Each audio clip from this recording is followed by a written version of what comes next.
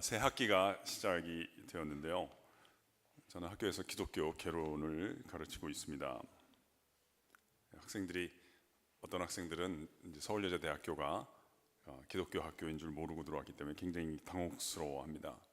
이런 것을 왜 배워야 되느냐, 자기네를 다 기독교인으로 만들려고 하느냐, 이게 짜증을 냅니다. 그래서 제가 속으로 그렇게만 되면 얼마나 좋겠냐 하면서도 그 먹지로 할 수 있는 일은 아닙니다. 그래서 제가 종종 학생들이 힘들어하는 것 같아서 언제 행복한가 물어볼 때가 있습니다. 제가 제일 많이 들은 대답은 네 가지입니다. 잘 때 행복하다, 먹을 때 행복하다, 휴강할 때 행복하다 그랬고요.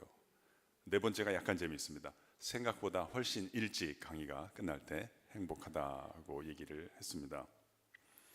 그래서 제가 학생들이 저는 또 강의를 해야 되니까 너무 힘들어하는 것 같아서 어떤 얘기를 듣기를 원하느냐 이렇게 물어볼 때가 있습니다.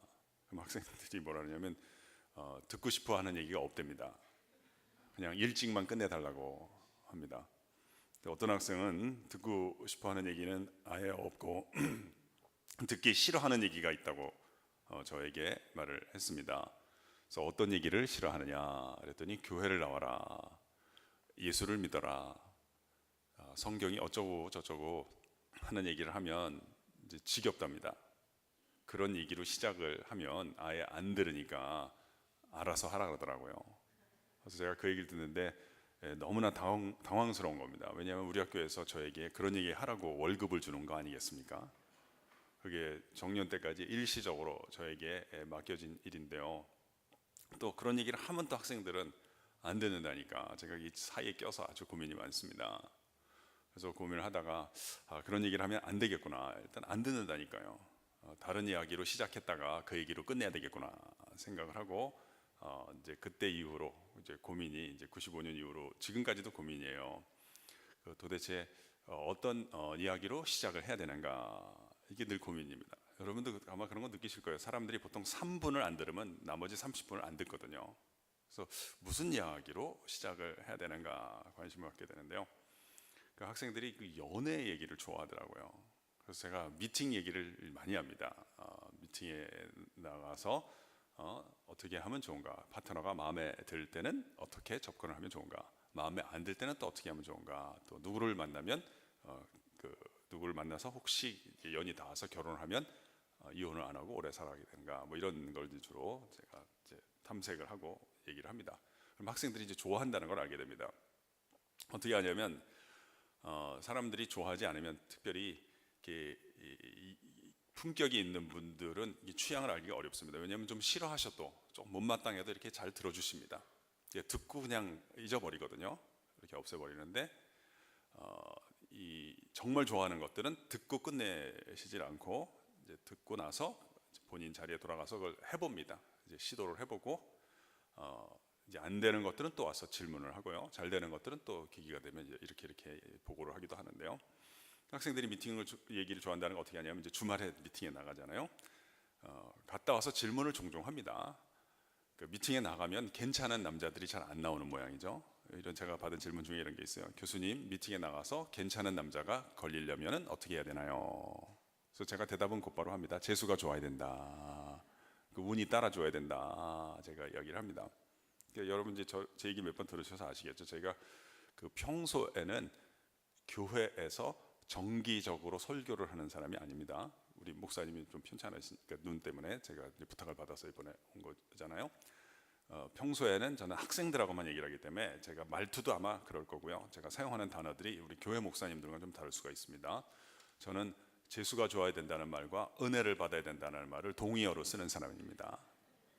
처음에는 저도 은혜라는 단어를 썼는데 학생들이 못 알아듣는 거예요. 한 번은 쉬는 시간에 이런 경험이 있었습니다. 제가 앉아 있었거든요.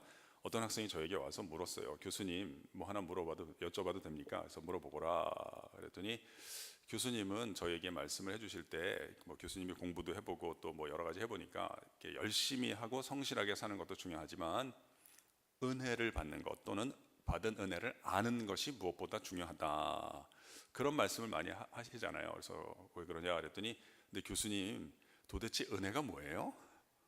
제가 그 얘기를 딱 듣는 순간 저도 사실은 이제 유아 세례를 받고 어려서부터 교회를 다녔습니다. 이런 단어가 익숙한 거예요. 그런데 이제 어떻게 하다가 우리 학교를 이제 지원해서 온 학생들, 교회를 다녀보지 않은 학생들은 이 단어가 무슨 뜻인지를 잘 모를 수도 있겠구나. 이 단어도 그 설명이 필요한 단어구나 하는 것을 알게 됐어요. 근데 여러분 이제 아시겠지만 우리가 용례를 통해서 한번 볼까요? 은혜라는 게 무슨 뜻이죠? 어떤 좋은 일이나 좋은 결과가 나에게 있을 때 이것이 나에게 원인이 있어서 이러한 결과가 생긴 것이 아니라는 것을 인정할 때 우리가 흔히 사용하는 진술입니다. 여러분 아시다시피 인생에서는 이제 원인을 찾는 능력이 매우 중요하거든요. 목표만 이루려고 하는 것은 그건 조급함을 낳고요. 원인을 찾아내는 힘이 중요한데요. 예를 들면 우리가 종종 사용하잖아요. 어떤 분이 자녀를 너무 참 훌륭하게 양육을 한 거예요. 부럽기도 하고 우리가 이제 간혹 묻습니다. 어떻게 그렇게 자녀를 잘 키우셨어요? 근데 이분이 대답을 하기를 제가 좀 노력 좀 했죠. 이렇게 대답을 하시는 것이 아니라 하나님의 전적인 은혜였습니다. 이렇게 말씀해 주시는 경우가 있어요. 이게 우리가 무슨 뜻인지 알잖아요. 내가 다른 사람은 이제 겉모양만 보고 모르실 수 있겠습니다만 그 처음 과정부터 참여하고 지켜본 사람으로서 제가 어떨 때는 참 아이에게 하지 말아야 될 얘기도 해서 아이의 마음을 아프게 한 적도 있다는 거예요. 참 너무 미안하고 상처를 준 적도 있는데 그것을 다 포함해서 이렇게 우리 아이가 이렇게 잘 자라준 것은 저에게 원인이 있어서 그런 것이 아니라 참 나에게 좋은 것을 더해주시고 또 악을 선으로 바꿔주신 하나님의 도우심이 있었기 때문에 오늘까지 올 수 있었습니다 하는 것을 우리가 보통 이제 표현할 때 하나님의 은혜였습니다 이런 표현을 씁니다. 간혹 아직 뭐 신앙을 분명하게 갖지는 않았지만 사업을 참 안정적으로 잘하는 분을 기자들이 인터뷰, 면접할 때가 있습니다. 어떻게 이렇게 사업을 잘하시나요? 근데 이분이 이제 대답을 하기를 저도 잘 모르겠어요. 그냥 재수가 좋았던 것 같아요. 이런 얘기를 어떤 분은 하더라고요. 근데 이분은 아직 신앙이 없기 때문에 진정한 원인이 어디에 있는지는 아직 본인도 모르는 것 같아요. 그럼에도 불구하고 이분이 아주 어리석은 분이 아닌 것은 원인이 자신에게 있는 것이 아니라는 것은 간파를 한 거예요. 나보다도 더 열심히 하는 사람들이 많은데 이런 결과가 생긴 것을 보니까 저도 잘 모르겠어요. 그냥 시장 상황이 좋았던 것 같아요. 지수가 좋았던 것 같습니다. 이렇게 얘기하는 분인데 이분은 아직은 진정한 원인은 모르지만 이제 차차 아시게 될 수 있겠지만 이분이 지혜로운 까닭은 내가 잘해서 이런 결과가 생긴 것이 아니구나. 오히려 많은 직원들이 도와주고 거래처에서 협조를 해주는 여러 가지 일들이 있었기 때문이구나 하는 것을 이제 아시고 계신 거거든요. 그래서 우리가 이런 것을 통해서 보면 알 수 있는 것들이 참 있더라고요. 처음에는요 사업을 참 잘하시는데요. 나중에 이렇게 규모를 키워서 망하는 경우가 있어요. 이게 왜 그런가 봤더니 그 재수를 자신의 실력으로 착각을 하게 될 때 게다가 또 조급한 마음도 있고 과한 욕심이 있게 되면 막 여기저기서 돈 끌어다가 좀 그러니까 10번을 하셨을 때 9번은 다 성공했는데 9번의 성공이 한 번의 실패를 위해서 존재하는 경우가 있더라고요. 인간관계도 그렇고요. 또 교회 같은 경우에 처음엔 참 하나님께 잘 쓰임을 받으세요. 참 아름답게 쓰임을 받으시는데 후에 조금 안타까운 일을 겪는 경우가 있더라고요. 그것도 왜 그런가 봤더니 은혜를 사실로 착각을 하는 경우가 있는 거예요. 하나님께서 참 도와주시고 아직 내가 준비가 안 되고 자격이 안 되었음에도 하나님이 나를 써주신 것인데 내가 진짜 다른 사람보다 잘하는 모양이구나 이렇게 사실로 착각을 하는 경우가 있어서 이 은혜를 깊이 깨닫고 이해하고 우리 삶의 바탕과 기초로 삼는 것이 너무 중요하다는 것을 많이 경험을 하게 됩니다. 우리가 제가 본문을 한번 먼저 읽겠습니다. 10절 그러나 내가 나 된 것은 하나님의 은혜로 된 것이니 내게 주신 그의 은혜가 헛되지 아니하여 내가 모든 사도보다 더 많이 수고하였으나 내가 한 것이 아니요 오직 나와 함께 하신 하나님의 은혜로라 이렇게 고백을 하고 있습니다. 참 너무너무 중요한 내용인데요. 우리 성경 일부분을 같이 한번 따라해 보실까요? 내가 나 된 것은 하나님의 은혜로 된 것이니 내게 주신 은혜가 헛되지 아니하여 내가 수고하였으나 내가 한 것이 아니요 하나님의 은혜로라. 네, 한 번만 더 따라해 볼까요? 함께 하신 하나님의 은혜로라. 네. 그래서 제가 오늘은 그 뒷부분은 은혜가 무엇인지를 좀 더 명료하게 정리를 하고요. 은혜를 받게 됐을 때 나에게, 우리에게 어떤 혜택이 있는가 두 가지를 말씀을 드리겠습니다. 은혜란 무엇일까요? 저는 이제 어려서부터 교회를 다니면서 배우긴 했습니다. 은혜는 거저 주시는 선물이다, 이렇게 배웠습니다. 거저 주시는 선물이다. 그래서 좋은 정의입니다. 근데 제가 좀 오해를 하고 오용을 했던 것 같아서 제가 좀 수정을 했는데요. 저는 이제 은혜가 이렇게 지금 옛날에는 지금처럼 이렇게 중요하다, 내 삶에 너무 중요한 바탕이고 기초다라는 생각을 못했어요. 내가 열심히 사는 것이 우선이고 그 다음에 이렇게 더해지는 것이 은혜다라고 생각을 했어요, 예전에는. 그래서 물론 이제 제 잘못이지만 제가 좀 핑계를 대면 이 사회의 관행도 좀 문제가 있었어요. 거저 주시는 선물이다 했을 때 제가 왜 은혜를 이렇게 소홀히 여겼는가 봤더니 이 사은품 때문에 그래요. 이 사은품 가운데 별로 좋은 게 없잖아요. 그러니까 저는 이제 물건을 사게 되면 내 돈은 다 내는 거고 거기에 사은품처럼 찾아오는 게 은혜다, 이렇게 생각을 했어요. 근데 이게 완전히 잘못된 생각이라는 걸 이제 여러 가지 저도 어려운 일을 겪으면서 알게 되는데요. 그래서 제가 표현을 좀 수정을 했습니다. 은혜란 뭐냐? 자격이 없는 자에게 지속적으로, 간헐적으로가 아니라, 돈을 다 내면이 아니라 자격이 없는 자에게 지속적으로 부어주시는 선물입니다. 이게 제가 저가 좀 오해하는 걸 피하기 위해서 좀 수정한 적인데요. 우리 적으시는 분들이 계시니까요. 우리 안 적는 분들 같이 한번 따라해 볼까요? 은혜란 자격이 없는 자에게 지속적으로 부어주시는 선물입니다. 네.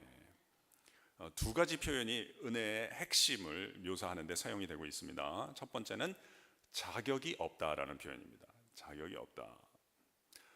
예를 들면 은혜라는 것이 어떤 것인지를 이제 아는데 이 표현이 상당히 중요합니다.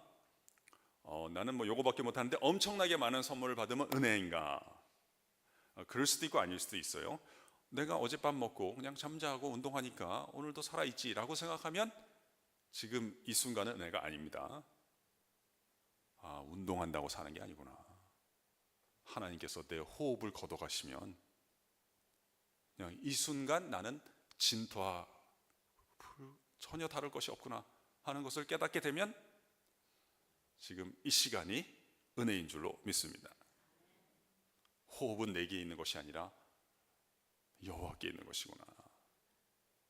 자격이 없는 자에게 주시는 선물이다 하는 것입니다. 그래서 저는 은혜에 관한 토론을 하는 걸 참 좋아하는데요. 뭐 하나 소개를 하면 학생들이랑 그럼 진짜 아무 자격도 필요 없나요? 이런 질문을 우리가 할 때가 있습니다. 그러니까 원칙적으로는 아무 자격도 필요 없습니다. 은혜의 핵심적인 정의는 자격과 실적이 없어도 건네지는 호의 또는 혜택인데, 아무 자격이 필요 없는데 실은 딱 한 가지 자격은 또 필요해요. 뭘까요? 은혜가 은혜인 줄 아는 자격, 그 하나는 필요한 것입니다. 두 번째 핵심적인 표현은 지속적으로라는 표현입니다. 여러분, 우리는 은혜만 받는 게 아니라 많은 것들을 받습니다. 여러분이나 저나 우리는 여러분이 어느 아파트나 어느 주택에 사실 것이기 때문에 그 이웃에게 어떤 평판이 있을 것입니다. 저 사람들은 내 집 애들은 인사를 잘해, 인사를 잘 안 해, 뭐 이런 것들이 우리가 알고 모르고 하는 어떤 평판이 있습니다. 우리도 월급도 받고 우리 학생들은 성적도 받습니다. 이것들은 내가 하는 어떠한 노력들, 오늘 내가 받는 평판은 어제 내가 했던 또는 안 했던 인사에 의해서 기초하는 것입니다. 우리 애들이 엘리베이터에서 사람들을 만났을 때 어떠한 모습을 보이는가에 따라서 이웃의 평판이 생기는 겁니다. 학기 말의 성적은 내가 시험 직전에 어떤 노력을 기울였냐에 해서, 그러니까 이게 간헐적으로 오는 겁니다. 잘 오기도 하고 안 오기도 하고. 근데 은혜는 나의 노력에 기초하는 것이 아니라 그렇기 때문에, 나의 신분에 기초하는 것이 아니기 때문에, 베풀어 주시는 하나님의 성품에 기초하는 것이기 때문에 받았다 안 받았다 하는 게 아닙니다. 이게 못 받고 죽을 수는 있어도 한번 받기 시작하면 중간에 중단되거나 고갈되거나 소멸될 수는 없는 줄로 믿습니다. 은혜가 인생 최고의 자본이 되는 것입니다. 우리는 대학이 좀 좋은 자본이 될 거라고 생각하기 때문에 그 노력을 기울이는 것입니다. 그러한 선이해에 기초하기 때문에 그걸 뭐라 그럴 수 없는 것입니다. 그러나 무엇이 인생 최고의 자본인가? 자녀를 자녀까지 갈 필요도 있겠어요? 나도 내가 나를 데리고 살아가는데 나 자신에게 설득이 돼야 됩니다. 은혜가 인생 최고의 자본이구나. 은혜에 기초하게 될 때 조금 섭섭한 마음이 있어도 하나님께서 그 부부관계, 그 자녀와의 관계를 끝까지 보호해 주실 줄로 믿습니다. 은혜에 기초하게 될 때 내가 좀 준비가 모자라도 하나님께서 그 사업을 끝까지 형통케 해 주실 줄로 믿습니다. 지속적으로다. 그래서 제가 박사학위 논문을 썼던 조나단 에드워즈라고 하는 분은 이런 참 멋진 표현을 했어요. 은혜는 이 우주에서 가장 활동적인 원리다. 대단한 표현입니다. 은혜가 어떤 사람 안에 들어가기 시작하면, 어떤 가정에 들어가기 시작하면 유사일에 불가능한 일들이 그의 인생 또는 그의 가정에서 결코 일어날 수 없는 기적들이, 화해하는 기적, 용서하는 기적이 펼쳐지더라는 것입니다. 은혜는 이 우주에서 가장 활동적인 원리다. 왜냐? 죽은 사람을 살리니까, 잠자는 사람을 깨우니까, 무너진 것들을 세우니까, 서로 반목하던 사람들을 화목하게 만드니까. 은혜는 이 우주에서 가장 활동적인 원리다. 그러면 이 은혜를 받게 될 때 어떤 혜택이 있는가? 두 가지를 말씀을 드리고 싶습니다. 첫 번째 혜택은요, 오늘 이제 사도 바울이 고백하는 것이죠. 내가 나 된 것은 참 너무 감사하다. 내가 사도라고 전절에도 보면 나는 사도라 칭함을 받기를 감당하지 못할 자다. 나는 자격이 없다. 나는 스데반이 죽는데도 내가 가담한 사람이다. 나는 다른 표현에 보면 죄인 중에 괴수다. 나는 어떻게 내가 사도가 되느냐, 이런 표현을 합니다. 죄책감에 시달릴 수 있는 거거든요. 자기 학대에 시달릴 수가 있습니다. 많은 사람들이 그렇게 살아갑니다. 뭐 그냥 공부 굉장히 잘하고 좋은 대학 다니고 사회 상층부에 있는 사람들은 행복할 것 같지만 그렇지 않습니다. 자기 학대에 시달리고 그 가까운 사람들은 더 힘들고 이렇게 됩니다. 이때 은혜를 받으면 어떤 일이 있게 되느냐? 내가 나를 더 이상 미워하지 않고 건강하게 사랑할 수 있는 놀라운 길을 하나님이 열어주실 줄로 믿습니다. 나의 인생에 대한 가장 가혹한 비판자는 누굴까요? 내 뒤에 앉은 사람일까요? 여러분 자리에 앉은 그 사람이 여러분 인생에 대해서 가장 가혹한 사람인 것입니다. 이 문제를 하나님이 해결해 주시는 거예요. 내가 성공하면 이 문제가 해결이 되는 게 아니에요. 은혜를 받게 될 때 내가 나를 더 이상 미워하지 않고 증오하지 않고 나 자신의 있는 모습 그대로를 사랑할 수 있는 놀라운 기적을 하나님이 허락해 주실 줄로 믿습니다. 또 예를 들어서 조금만 더 설명을 드려보고 있습니다. 제가 아무래도 좀 강의를 조금 하다 보니까 환대를 많이 받습니다. 그래서 음식을 이제 뭐 대접을 해주시기도 하고 뭐 먹고 싶으냐 그러면 그냥 오늘 준비해 주신 걸 제가 좋아합니다 이렇게 말씀을 드리고, 근데 어떤 음식을 좋아하느냐, 제가 옛날에는 그 맛있는 음식이 맛이 있다고 생각을 했어요. 네, 그래서 이렇게 양념을 잘하고 이런 음식들이요. 근데 이제 음식을 이렇게 먹어보니까 맛있는 음식이 맛있다기보다는 그냥 저는 이제는 야채가 맛이 있고 그냥 쌀이 맛이 있고 그 어떤 좋은 쌀밥집 같은 그냥 반찬을 먹을 필요가 없더라고요. 그거 먹어도 너무 맛있더라고요. 그냥 고기가 맛이 있고 빵이 맛이 있는 음식이 맛있다고 생각하게 됐습니다. 그래서 이 잘한 양념이 참 뭐 아주 달고 짤고 이런 게 맛있다고 옛날에 뭐 떡볶이 이런 거 불고기 이렇게 또 생각하지만 지금도 뭐 맛있게 먹지만 진짜 맛있는 것은 그 각 재료마다 그 본래적인 특색이 있더라고요. 그 재료의 본래적인 특색을 손상시키지 않고 잘 이렇게 드러내주도록 하는 양념, 그걸 잘 보호해주는 양념이 참 더 잘한 양념이 아닌가 이렇게 생각을 하게 됐습니다. 그러니까 제가 왜 이 생각이 참 저에게 마음에 와닿냐면 그 은혜와 좀 비슷하다는 생각이 들었습니다. 저는 옛날에 제가 은혜를 또 오해할 때는 제가 은혜를 받으면요 완벽한 사람이 되는 줄 알았어요. 그러니까 실수하지 않는 사람이 되는 줄 알았습니다. 근데 문제는 그런 날이 오지를 않는 거예요. 나는 왜 이렇게 맨날 틀리냐? 내가 철야를 더 해야 되냐? 뭐 금식을 더 해야 되냐? 그런데 제가 이제 뒤늦게 또 철이 들면서 알게 된 게 은혜를 받게 될 때 내가 완벽한 사람이 되는 것이 아니라 나 자신의 있는 모습 그대로를 내가 미워하지 않고 그것을 품는 사람이 된다는 것을, 내가 하나님 같은 사람이 된다는 것을, 그러니까 하나님 같은 존재가 되는 것이 아니라 하나님이 나를 대해 주신 것을 내가 잘 받아서 나도 그걸 나에게 대할 수 있는 사람이 된다는 것을 알게 됐어요. 이제 그런 경험들을 몇 가지 하게 됐는데 아마 여러분도 아마 공감하실 겁니다. 예를 들면 우리가 예배당에 올 때요 늘 행복한 마음으로 오는 건 아니잖아요. 그냥 터벅터벅 걸어서 그냥 또 일주일 동안 힘든 일도 많았으니까요.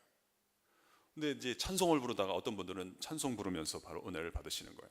앉자마자 또 기도하면서 은혜를 받고 또 찬양대에 참 찬양을 통해서 마음이 울리는 거예요. 또 말씀을 같이 읽고 들으면서 은혜를 받기도 합니다. 은혜를 받고 이제 집에 돌아가는데 참 너무 희한한 게 길이 좀 달라 보이는 때가 있더라고요. 야, 이게 내가 오늘 아침에 걸어왔던 길이 맞나? 아침엔 너무나 이렇게 하늘이 칙칙하게 느껴졌는데 갑자기 너무 하늘이 푸르게 느껴지고요. 그 골목길에 있는 그 나무가 너무 화창하게 나를 반겨주는 듯한 느낌이 드는 거예요. 그러니까 좀 야곱의 심정을 이해하는 거예요. 야곱이 그 형 에서를 피해서 도망가다가 그 불안과 두려움 가운데 이제 베개도 없으니까 돌을 그냥 베개 삼아서 자다가 하나님을 만나고 은혜를 받은 거예요. 근데 일어나 보니까 어떤 생각이 드냐면, 야, 이 자리가 하나님의 집이구나. 사람은 자신의 진정한 경험을 하게 되잖아요. 그러면 어떻게 하냐면 또 자기 말을 만들어내거든요. 자기 언어를 자기가 이렇게 막 서툴지만 형성한다고요. 그래서 벳엘이라 그런다고요. 자기가 그 누워잤던 그 두려움의 자리를, 벳은 이제 히브리 말로 집이란 말이에요. 그러니까 예수님이 태어난 곳을 떡집, 벳레헴은 떡이거든요. 벳레헴 하면 떡집 이란 말이에요. 엘은 하나님이에요. 그러니까 벳엘이라고 불렀으면 하나님의 집이라는 거예요. 어젯밤에는 두려움의 자리였는데 하나님의 은혜를 받고 나니까 지금 누가 거기다가 집을 지어준 게 아니에요. 동일한 자리인 거예요. 근데 제가 그 집에서 느끼겠더라니까. 옛날에는 이놈의 집안 구석이 왜 이 모양이거냐 했는데 여기 하나님이 나와 함께 하시는데 내가 그것을 몰랐구나. 그래서 이 나의 시간이 존귀해지는 것입니다. 건강한 자존감이 쌓이는 거죠. 우리가 오해를 하면 자존감은 내가 나를 귀하게 여기는 힘이다 이렇게 생각하는데 이건 오해입니다, 사실은. 왜냐하면 사람이 우수해질수록요 환경이 자꾸 바뀌게 됩니다. 그러니까 더 우수한 사람이랑 같이 살아가게 됩니다. 그러니까 자기의 허물을 자꾸 느낄 수밖에 없어요. 그냥 맨날 그 초등학교에서 살면 내가 1등이다 이렇게 생각하지만 또 다른 괜찮은 학교에 가면 또 그런 놈들만 모아놓기 때문에 거기 가서 이렇게 새로운 열등감을 느낄 수밖에 없거든요. 그러니까 정직한 사람일수록 자신의 허물을 느낀다고요. 그러니까 나는 모든 면에서 다 우월하다, 이거는 무슨 하나님 두 번째 자리에 있는 사람만 느낄 것 같고 하나님 두 번째 자리에 있는 사람도 하나님 때문에 스트레스 받아가지고 결국은 마귀가 되는 게 인생이거든요. 그게 아니라 자존감이라고 하는 건 뭐냐, 지금 내게 찾아오는 이 시간을 존귀히 여기는 힘이다. 저는 이걸 너무 좋아하는 제 철학인데요, 제가 좀 여러분 좋아하시는 것 같아서 조금 더 설명을 해보겠습니다. 제가 지금 이 시간에 1부 예배도 드렸고 2부 예배 때 2부 예배 성도님들과 우리 성가대분들 포함해서 만난다 이렇게 표현할 수 있어요. 이건 통속적인 표현입니다. 근데 제 철학에 따르면 그건 피상적이고 진짜 지금 일어나는 일에 대한 적합한 진술은 무엇이냐, 여러분들이 저의 인생에 너무 소중한 방문자 역할을 해주시는 가운데, 저는 했던 설교를 또 하는 게 아닙니다. 지금 소중한 방문자 역할을 해주시는 가운데 지금 제게 하나님이 은총적으로 허락해 주시는 이 시간을 만나고 있는 겁니다. 여러분도 좀 비슷하지 않으세요? 여러분 저를 만난다고도 표현할 수 있어요. 그러나 그게 아니라 제가 여러분 인생에 하나님이 허락해 주시는 방문자 역할을 하는 가운데 여러분 자신의 시간을 지금 경험하고 있는 것입니다. 근데 내게 찾아온 이 시간을 환경이나 주변 사건에 관계없이, 내가 지금은 예배당에 있지만 설사 감옥에 던져진다 할지라도 내게 찾아오는 이 시간을 가치 있고 소중하게 가꾸는, 이 글을 쓴 사람은 맨날 호텔에서 식사한 사람이 아닙니다. 감옥에 있던 도서관에서 책 놓고 책을 쓴 사람이 아닙니다. 감옥에 있는 사람이 이런 글들을 만들어내는 것입니다. 엄청난 자존감을 가진 사람이었기 때문인 것이죠. 내게 찾아온 이 시간을 가치 있게 만들어가는 힘을 하나님의 은혜를 받는 사람에게 하나님께서 그 다음 선물로 허락해 주실 줄로 믿습니다. 이거 첫 번째고요. 내가 나를 더 이상 미워하지 않기, 나 자신을 건강하게 사랑하기. 두 번째 혜택은 무엇일까요? 두 번째 혜택은 나의 진정한 모습을 회복하게 하나님께서 이끌어 주신다는 것입니다. 나의 진정한 모습. 이 두 가지를 한번 잘 생각해 보세요. 내가 지금 현재를 미워하지 않고 건강하게 사랑하기 좋은 겁니다. 그럼에도 불구하고 내가 나의 현재를 절대화하는 게 아닙니다. 나의 지금 모습은 나의 진정한 모습이 아닐 가능성이 매우 높습니다. 이것도 제가 예를 들어서 좀 설명을 드리고 싶습니다. 제가 예전에 그 브라질이라고 하는 이제 남반구에 있는 나라죠. 거기에 좀 부탁을 받아서 방문하는 기회가 있었습니다. 그 교회에서 저에게 이제 안내해 주시기를 좀 시간이 되면 한 3일 정도 일찍 왔으면 좋겠다. 그래서 제가 좀 일찍 도착을 했습니다. 그랬더니 여장을 풀게 하고 비행기 표를 주시면서 이과수라고 하는 곳이 있습니다. 폭포가 유명한데요. 거기 가서 이제 좀 쉬셨다가 와서 집회를 인도해 달라고 말씀해 주셨습니다. 뭐 비용 걱정하실 필요 없고 교회 관계되는 분이 다 비용 처리를 한다. 근데 제가 갔는데 좀 특이한 분을 만났어요. 그 김형섭 사장이라고 여행사 사장님입니다. 그때가 2월이었는데요. 2월. 그러니까 2월이면 우리로서는 춥지만 그곳은 덥기 때문에 그 폭포의 성수기입니다. 이과수 폭포가 매우 유명한 폭포입니다. 그러니까 세 나라 접경지대에 있습니다. 브라질, 아르헨티나, 파라과이 이 세 나라 경계가 있는 곳에서 영화 미션의 배경이 된 아주 웅장하고 거대한 폭포인데요. 네, 이분이 첫날 공항에 이제 직원을 보내고 첫날 저녁부터 저를 이제 밥을 사주면서 제가 거기 떠날 때까지 사장님이 저 한 사람만 가이드를 해주는 거예요. 그러면서 자기가 이제 그 상파울로에 있는 그 모교회 집회에 참석을 하고 싶은데 이제 시간이 좀 안 돼서 당신이 저를 가이드를 해줄 테니까 집회 때 할 이야기를 자기에게 좀 해달라는 거예요. 그래서 네, 별 사람 다 봤어요. 그래서 제가 너무 큰 환대를 받았습니다. 그런데 제가 참 그분을 만나고 싶은 느낌도 좀 들었던 것이 그 상파울로의 그 목사님도 그러시고 그 장로님들이 이분 칭찬을 참 많이 하더라고요. 그 김형섭 사장은 예수님을 믿고 진짜 변화된 사람이라는 거예요. 그리고 또 제가 같이 다녀보니까 이 사람이 이렇게 존경받는다는 걸 알겠더라고요. 그래서 참 목사님도 그러시고 많은 분들이 우리 김 사장님 칭찬을 참 많이 하십니다. 그랬더니 이분이 말씀하시기를 참 하나님의 전적인 은혜라는 거예요. 제가 옛날에는 좀 사업 잘 되고 그럴 때는 지잘난 줄 알고 개망나니처럼 살았답니다. 그러다가 백혈병에 걸려서 거의 죽을 뻔했는데 기적적으로 다시 살았고 참 예수님을 만나고 하나님을 만나서 너무 참 감사합니다. 이렇게 말씀하시더라고요. 그런데 이제 셋째 날 제가 공항에서 이분이 또 점심을 사주셔서 같이 먹고 마지막 헤어 배웅을 하는데 농담을 한마디 하는 거예요. 사람들이 다 자기 보고 우리 김 사장은 예수님 믿고 진짜 변화받았다. 그러니까 한편으로는 너무 감사하고 참 감격스럽지만 또 다른 한편으로는 이러한 생각이 들었다는 거예요. 내가 옛날에는 오죽 나쁜 놈이었으면 다 그렇게 바뀌었다 그럴까. 그래서 한 번은 아내에게 물어본 적이 있대요. 여보, 내가 진짜 그렇게 옛날에는 나쁜 놈이었냐? 그랬더니 아내가 이렇게 대답하더라는 거예요. 여보, 당신 예수님 믿고 진짜 좋아졌어요. 근데 그 다음에 한 말이 참 제 마음에 오래 남아 있어요. 여보, 당신 본래 좋으셨는데요. 예수님을 만나시더니 당신의 본래적인 모습을 회복하신 거예요. 제가 이 말 듣고 비행기 탔는데요. 계속 안 떠나요. 지금도 종종 생각이 나요. 당시 본래 좋으셨어요. 그런데 사업 때문에 너무 어려워서 그런지 본래적인 모습 잃어버리셔서 좀 당신도 힘들었겠지만 저도 그렇고 애들도 힘들었는데 예수님을 만나시더니 당신의 본래적인 모습을 회복하신 거예요.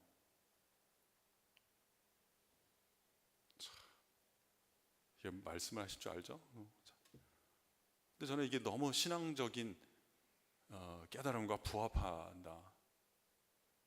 나의 지금 모습이 나의 진정한 모습이 아닐 수가 있어요. 여러 가지 환경적으로 어렵고 감정적으로 우리가 눌리다가 보니까.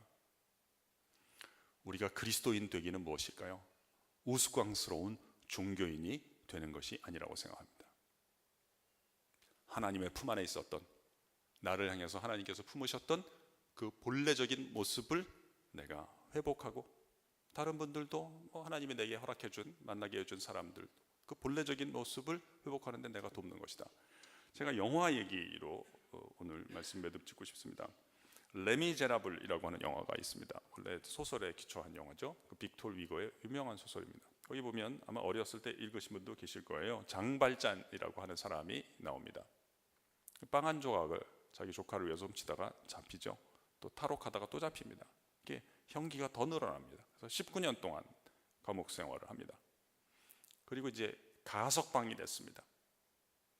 그러다가 신부님 댁에서 하룻밤을 자게 됩니다. 미리엘 신부 댁에서 자다가 은수저를 훔쳐서 도망가다가 또 잡힙니다. 이번에 잡히면 이거 종신형입니다. 그때 이 미리엘 신부께서 이 장발잔을 보호해 줍니다. 이 경찰들이 있는 데서 화를 내는 척하면서 내가 어젯밤에 은촛대도 가져가라 그랬는데 왜 이걸 안 가져갔나? 그러면서 어리둥절하는 경찰들을 물리게 하고 그를 보호해 줍니다. 두 사람만 있을 때 장발잔이 미리엘 신부에게 이렇게 묻습니다. 왜 저에게 이러한 은혜를 베푸십니까? 이때 신부님께서 이렇게 대답하시죠.